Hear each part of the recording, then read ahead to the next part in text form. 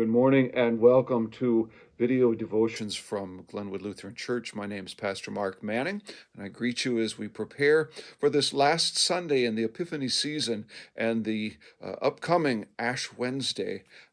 As we do, we come to Transfiguration Sunday, celebrated every year on this last Sunday in the Epiphany season. Let me read to you.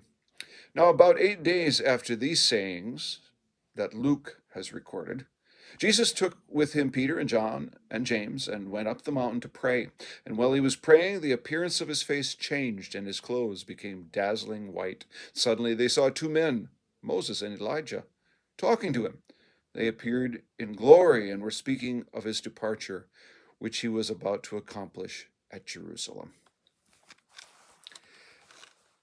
This place of the Transfiguration has fascinated people. The thing that we have to sometimes remember is that it's recorded in several Gospels, but it's never exactly named where this took place, other than to say here it says it went up on a mountain or high mountain to pray. But people have speculated where this might have been, where it might have occurred. In the 3rd and the 4th centuries, tradition held that it was at a place called Mount Tabor, which was between the Sea of Galilee and Nazareth, and it is a high place set apart from all the other things around it, so it has a mountain-like quality to it. I've been there, visited there when I was in Israel. You take a long bus ride up switchbacks to get to what might not seem too much like a mountain. It's only maybe 2,000 feet high. But it has a commanding presence over all the area around of it because of its singular placing there. And this has been the traditional site of the Transfiguration, Mount of Transfiguration, Mount Tabor.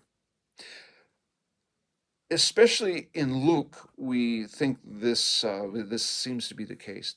Now, when we consider the Gospels of Matthew and Mark, the possibility changes as to where this may have occurred. Right before this time, Jesus is in Caesarea Philippi.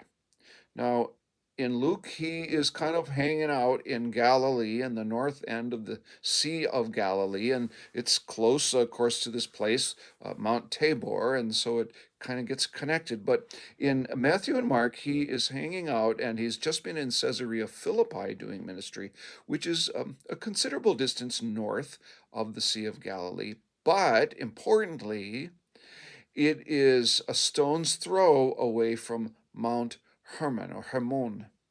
And Mount Hermon is 9,000 feet tall, 9,000 feet high. It is by far the highest piece of geography for a long ways away in any direction.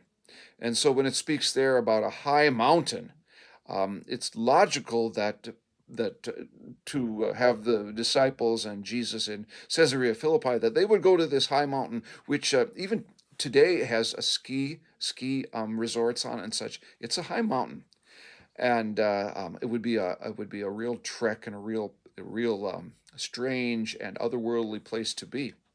And fewer people ascribe to this. Some scholars just say it doesn't really matter. You'll never ever find exactly where Jesus' transfiguration took place. It's a strange and otherworldly experience, and we shouldn't try to attach it to anything too concrete in our own world.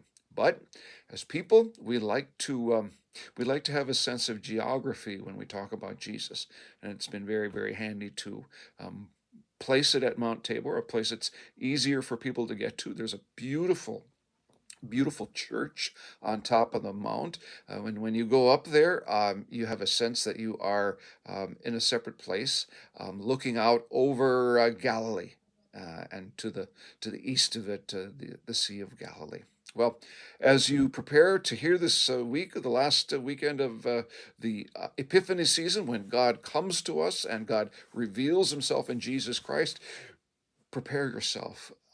for the transfiguration of Jesus, wherever it may have occurred.